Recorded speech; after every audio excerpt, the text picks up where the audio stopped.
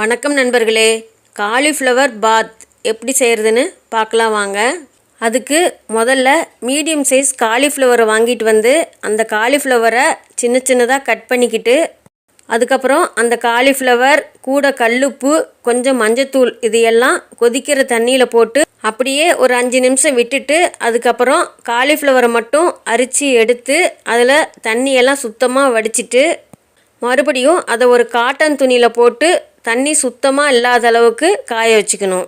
அந்த காலிஃப்ளவர் சுத்தமாக காயறதுக்குள்ளே அதுக்கு தேவையான மசாலாக்களை நாம் ரெடி பண்ணிக்கலாம். மசாலா அரைக்கிறதுக்கு பூண்டு பற்கள் மீடியம் சைஸில் 10 பற்கள் எடுத்து உரித்து வச்சுக்கணும். அடுத்தது அந்த பூண்டு பற்களை கழுவிட்டு அதை சின்ன சின்ன துண்டாக கட் பண்ணி எடுத்துக்கிட்டு, அந்த பூண்டு பற்களில் அளவில் பாதி அளவுக்கு மட்டும் இஞ்சியை எடுத்துக்கிட்டு அதை தோல் சீவிட்டு, அதுக்கப்புறம் நல்லா கழுவிட்டு அதை சின்ன சின்ன துண்டுகளாக கட் பண்ணி வச்சுக்கணும். அதாவது இஞ்சி பூண்டு ரெண்டும் நல்லா கழுவிட்டு அரிஞ்சதுக்கப்புறம் இஞ்சி எவ்வளவோ அதில் டபுள் மடங்கு பூண்டு இருக்கணும், அதுதான் சரியான அளவு. அடுத்தது புதினா இலை ஒரு கை எடுத்துக்கிட்டு, கொத்தமல்லி இலை ஒரு கை எடுத்துக்கிட்டு, ரெண்டையும் தண்ணியில் போட்டு நல்லா அலசிட்டு கழுவி எடுத்து வச்சுக்கணும். அதுக்கப்புறம் ஒரு சின்ன மிக்சி ஜார் எடுத்துக்கிட்டு, அந்த மிக்சி ஜாரில் இஞ்சி பூண்டு, பச்சை மிளகாய் 2, சின்ன சின்னதாக பட்டை 3 துண்டு, கிராம்பு 6 கிராம்பு, சோம்பு 1/4 டீஸ்பூன், புதினா இலை, கொத்தமல்லி இலை இது எல்லாத்தையும் போட்டு தண்ணி கொஞ்சமாக ஊற்றி நல்லா நைஸாக ஒரு பேஸ்ட்டாக அரைச்சி எடுத்து வச்சுக்கணும்.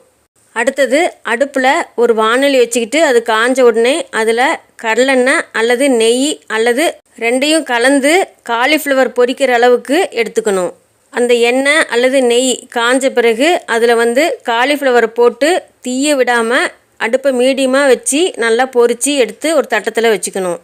அதுக்கப்புறம் அதே வாணலியில் அதிகமாக இருக்கிற எண்ணெயை வேறு பாத்திரத்தில் ஊற்றிக்கிட்டு, ஒரு 2 பொரியல் செய்கிறதுக்கு உண்டான அளவுக்கு மட்டும் அதில் எண்ணெய் வச்சுக்கிட்டு, அடுப்பை சிம்மில் வச்சுக்கிட்டு, அதில் 1/2 டீஸ்பூன் சீரகம் போட்டு தாளிச்சிட்டு, 10 சின்ன வெங்காயத்தை நீள நீளமாக அரிஞ்சு அதையும் போட்டு, அது கூட கருவேப்பிலை போட்டு அதெல்லாத்தையும் நல்லா வதக்கி அது கொஞ்சம் பொன்னிறமாக வந்ததுக்கப்புறம் மீடியம் சைஸில் 2 தக்காளியை பொடி பொடியாக அரிஞ்சு அந்த வெங்காயத்தோடையே போட்டு, அது கூடயே அரைச்ச அந்த மசாலா விழுதியும் போட்டு நல்லா வதக்கணும். அது பாதி வதங்கினதுக்கப்புறம் சாப்பாட்டுக்கும் தேவையான அளவுக்கு தூளுப்பு போட்டு கலந்துக்கிட்டு மறுபடியும் அதை நல்லா எண்ணெய் பிரிகிற வரைக்கும் வதக்கணும்.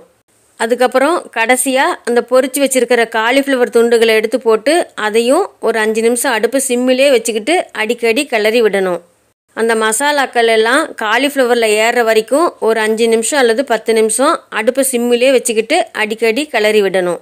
இப்போ செஞ்சுருக்கிற அந்த காலிஃப்ளவர் கிரேவியாட்டம் இருக்கிறது 1/4 படி அரிசியை வேக வச்சா வர்ற சாதத்துக்கு சரியாக இருக்கும்.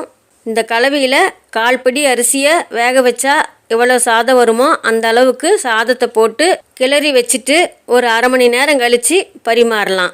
இந்த காலிஃப்ளவர் பாத்துக்கு தயிர் வெங்காய பச்சடி தேவையில்லை, விருப்பம் இருக்கிறவங்க அதை செஞ்சு இது கூட பரிமாறிக்கலாம். இந்த வீடியோவில் சொல்லியிருக்கிற அளவுலேயே நீங்களும் காலிஃப்ளவர் பாத் சாப்பாடை செஞ்சு சாப்பிட்டு பார்த்துட்டு எப்படி இருந்ததுன்னு கமெண்ட்டில் சொல்லுங்கள். இந்த வீடியோ பிடிச்சிருந்தா சப்ஸ்கிரைப் பண்ணுங்கள், உங்களுக்கு தெரிஞ்சவங்களுக்கு ஷேர் பண்ணுங்கள், லைக் பண்ணுங்கள், கமெண்ட் பண்ணுங்கள். மீண்டும் அடுத்த வீடியோவில் சந்திப்போம் நண்பர்களே.